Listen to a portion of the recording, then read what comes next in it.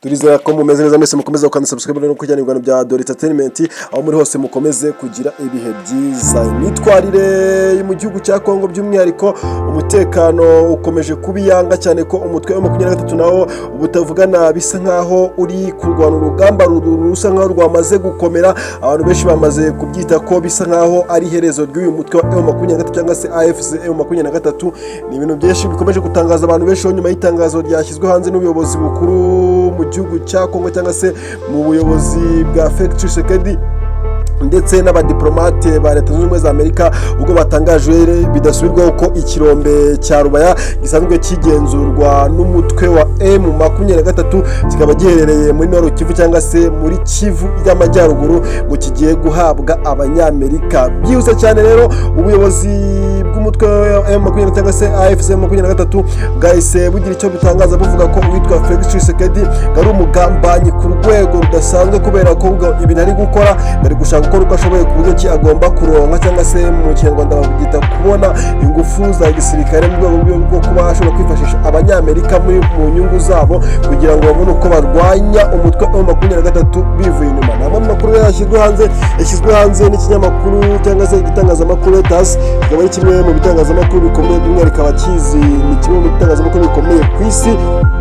Bakunze no gutangaza by'umwihariko amakuru umuntu yakita ko asa nkaho ari ayibanga atarajya hanze cyane, ariko ugasanga bo bamaze kuyatahura bagahita bashyira hanze ayo makuru. Ni ibintu byakomeje kugenda bivugisha abantu benshi cyane, bakomeza kugenda basa nkaho bagiriye impuhwe uyu mutwe wa 23 cyangwa se bakomeje kugira ubwoba kubera ibintu abanyamerika bari gushaka gukora umutwe wa 23. Iki kibaya rero kikaba ari cyakorta nyine, kikaba cyitwa Rubaya, giherereye mu majyaruguru y'uburasirazuba bwa Kongo, kikaba kiri mu maboko y'umutwe wa M23. Abantu benshi rero bakomeje kugira impungenge banagira ikibazo bibaza ukuntu uyu mutwe wa M23 waba utereranywe bidasanzwe cyane ko witwa Felix Tshisekedi nyine yamaze gutangaza neza ko iki kibaya cyangwa se iki kibaya nyine cyakorta gisanzwe kinatunganya cyitwa nka titanium. Bakaba bakomeje kuvuga ko byanze bikunze uyu mutwe wa 23 byaba ari ibyago bikomeye cyane ko havagamo amafaranga ari hagati ya miliyoni 50 na miliyoni 150 z'amadolari bakuraga muri iki kibaya. Abandi ikinyamakuru Reuters kandi mu ibaruwa cyashyize hanze yanditswe n'ubuyobozi bwa Felix Tshisekedi ndetse n'abadiplomate b'abanyamerika buvuga ko nyuma yaho iki kirombe gihawe abanyamerika bagomba gukora uko bashoboye bakaza kukigenzura cyangwa se bakaza kugicungira umutekano kikajya mu maboko y'abanyamerika. Wakibaza ngo ese umutwe wa M23 nyuma yo kumenya ko nyine Felix Tshisekedi yatanze iki kibaya nyine kiri mu maboko y'umutwe wa M23, ese M23 koko iraza kwemera kwihangara irekure iki kirombe cya Rubaya igihereze abanyamerika bari bakigenzura, cyane ko abanyamerika iyo bahawe by'umwihariko ikintu by'umwihariko cyane ko iyo kirimo amafaranga cyangwa se ari ubutunzi bagomba guhita bagifata mu buryo bwihuse. Twagiye tubona uburyo bagiye bafata witwa Perezida Maduro muri Venezuela, uburyo bahamukuye rwose ukabona ko bamukura nk'abateruye umwana mu nzu. Ni ibintu nyine abanyamerika bazwiho, nta muntu ukunda kubavugiramo cyane uretse wenda nka bino bihugu bikomeye twakwita nk'Uburusiya, Abashinwa ndetse na Korea y'Amajyaruguru nibo bakunze kuvuga, wenda ugasanga ntabwo batinya Leta Zunze Ubumwe za Amerika, ariko ubundi ibindi bihugu ku isi usanga nta muntu ubavugiramo. Abanyamerika rero nyuma y'uko bivugwa ko bamaze guhabwa kino kirombe giherereye nyine mu majyaruguru y'uburasirazuba bw'igihugu cya Kongo, kikaba nyine nk'uko twabivuze kiri mu maboko ya M23. Abantu benshi bakomeje nyine kugira impungenge by'umwihariko bibaza ati M23 nyine koko irekirekura mu buryo bworoshye cyane ko umunyamerika hageze nyine ubugomba gutanga inzira. Ni bimwe rero mu bikomeje kugenda bivugwaho ku mbuga nkoranyambaga by'umwihariko nyuma y'iri tangazo rya Reuters. Akanama gashinzwe kugarura amahoro mu isi cyangwa se kugarura umutekano mu isi nakaba nta kandi ni ironi bamaze gutangaza yuko iki kirombe giherereye mu majyaruguru y'uburasirazuba bw'igihugu cya Kongo ngo kikaba kigenzurwa n'umutwe wa 23. Nubwo bakigenzura bakaba bagikuramo aya mabuye ya coltan ndetse na titanium ngo bikorwa ubwo nyuma yaho cyafashwe n'uyu mutwe wa 23 ngo batangiye gukoresha inzira zose zishoboka ndetse n'iz'ubusamuzi umuntu yakita ko zitemewe ngo kugira ngo babone uko babona amafaranga mu buryo bwihuse. Abandi bakanama kandi bakomeza kavuga ko nyuma yaho nyine kino kirombe kigiye mu maboko y'umutwe wa M23 ngo M23 yakoze uko ushoboye kose, ariko ngo umutungo usohoka muri iki kiraro ukazajya unyuzwa mu gihugu cy'u Rwanda nyine kuri Perezida Paul Kagame kugira ngo amafaranga akivamo babone uko bayayobya. Ubuyobozi bw'umutwe wa M23 bagiye batangaza ko ibyo akanama Karoni gatangaza ndetse na Felix Tshisekedi ngo namahano cyangwa se ni ibinyoma, kubera ko ngo amafaranga bakura muri kino kiraro cya Rubaya, muri kino kirombe cya Rubaya ngo akoreshwa mu gutunganya imihanda ndetse no kubaka amavuriro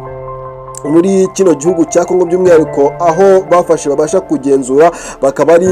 bwo buryo bakoreshamo ayo mafaranga. Ibi rero abanyamerika by'umwihariko abadiplomate batabashije kumenyekana amazina nibo bagiye bavuga ko inyuma yaho bahawe kino kirombe nyine cya Rubaya ngo bagomba gukora uko bashoboye bakaza kukigenzura, cyane ko ngo n'ubundi amaboko kirimo cyangwa se abagifite mu maboko ngo ntabwo bagikoresha nk'uko byagakwiye. Ni imwe rero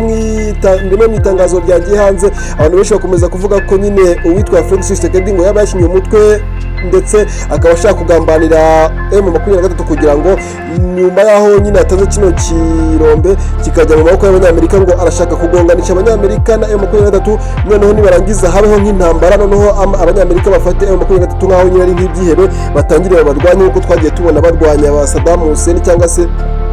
nk'uko twagiye tubona barwanya uwitwa Maduro muri Venezuela, ariko nyamara byose bikora muri gahunda yabo. Ni ibintu nyine byakomeje kugenda bivuga ku mbuga nkoranyambaga, abantu benshi bibaza tese ninde uza kuza gutsinda 23 irarekura cyangwa se irakomeza kunangira yemere gutsindwa kigabo.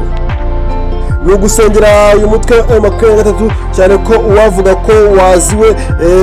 ntaho yaba yibeshye. Twagiye tubona abantu batanga cyangwa se ibinyamakuru byinshi bitangaza ku isi bivuga ko uyu mutwe wa M23 mu mudeye na diplomasi wamaze gutsindwa, ahubwo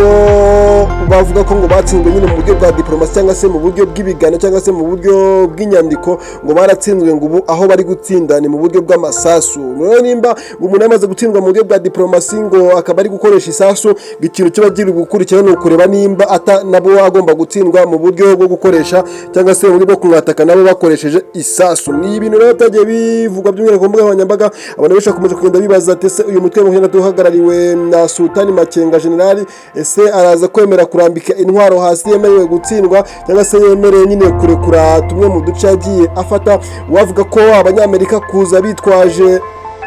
kuba ngo baje kurinda cyangwa se gucungira umutekano nyine kino kirombe cya Rubaya, ntabwo yabavuze ukuri, cyane ko abanyamerika ngo bivuga ko bashaka kuza mu gihugu cya Kongo, ariko bakaza by'umwihariko no gushaka gukora uko bashoboye ku buryo bagomba gukura uyu mutwe wa 23 mu duce twose wagiye ufata kugira ngo twongere